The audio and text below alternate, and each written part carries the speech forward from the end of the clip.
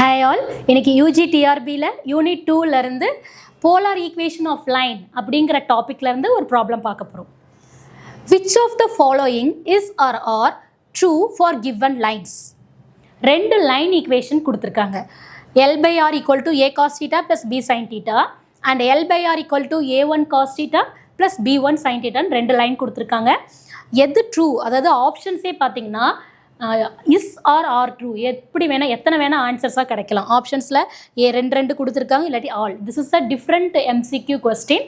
இந்த மாதிரி அப்கமிங் எக்ஸாம்ஸில் இந்த மாதிரி ப்ராப்ளம்ஸ்லாம் கூட எதிர்பார்க்கலாம். ஸோ 4 ஆப்ஷன்ஸ் கொடுத்துருக்காங்க. அப்போ கொடுத்துருக்குற அந்த ரெண்டு லைன் பேரலாக இருந்தால் எப்படி கிடைக்கும், பெர்பெண்டிகுலராக இருந்தால் எப்படி கிடைக்கும் அப்படிங்கிற மாதிரி கொடுத்துருக்காங்க.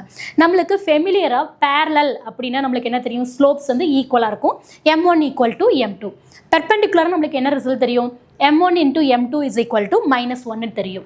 சின்ஸ் கொடுத்துருக்கிறது வந்து பாருங்கள் காஸ் அண்ட் சைனில் கொடுத்துருக்காங்களா, அப்போ போலார் கோஆர்டினேட்ஸ்லாம் கொடுத்துருக்காங்க. இப்போ போலாரில் கொடுத்துருக்கனால நமக்கு ஜென்ரலாகவே போலார்னாலே எக்ஸை வந்து காஸ் தீட்டாவாகவும் ஒய்யை வந்து சைன் தீட்டாவாகவும் எடுத்துக்குவோம். இப்போ கிவன் ப்ராப்ளம் எப்படி மாறி இருக்கு, A X plus B Y equal to L by R, a1x plus b1y equal to L by R அப்படின்னு தெரிஞ்சிருக்கு.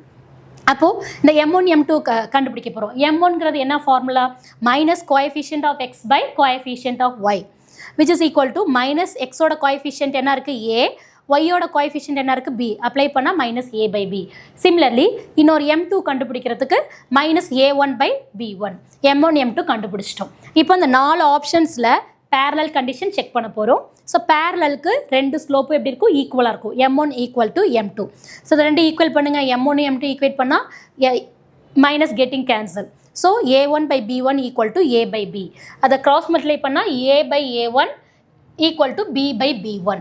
அப்போ பேரலாக இருக்கும்போது என்ன ரிசல்ட்டில் வந்திருக்கு, a by a1 equal to b by b1. இது ஆப்ஷன்ஸில் பாருங்கள்.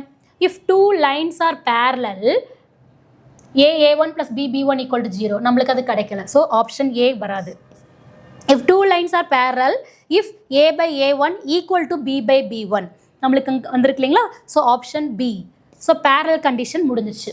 பெர்பெண்டிகுலர் பார்க்க போகிறோம். m1 into m2 is equal to -1. அப்போ அது m1 m2 மல்டிப்ளை பண்ணி equal to -1 apply equal to -1 simplify பண்ணோம்னா will get a1 cross multiply பண்ணி a1 plus b1 equal to 0. இப்போ செக் பண்ணுங்கள். If 2 lines R perpendicular a1 plus b1 equal to 0. இன்னொரு option மைனஸில் கொடுத்துருக்காங்க, நம்மளுக்கு ப்ளஸில் வந்திருக்கு. ஸோ ஆப்ஷன் டியை ஒமிட் பண்ணிடலாம். So option C, B and C is our answer. அப்போது நம்மளோட எக்ஸாமில் ஆப்ஷன் 2 இந்த மாதிரி எம்சிக்யூஸ் கொடுத்துருந்தாங்கன்னா B and C பார்த்தோன்னா ஆப்ஷனில் ஏபிசிடியை சூஸ் பண்ணக்கூடாது.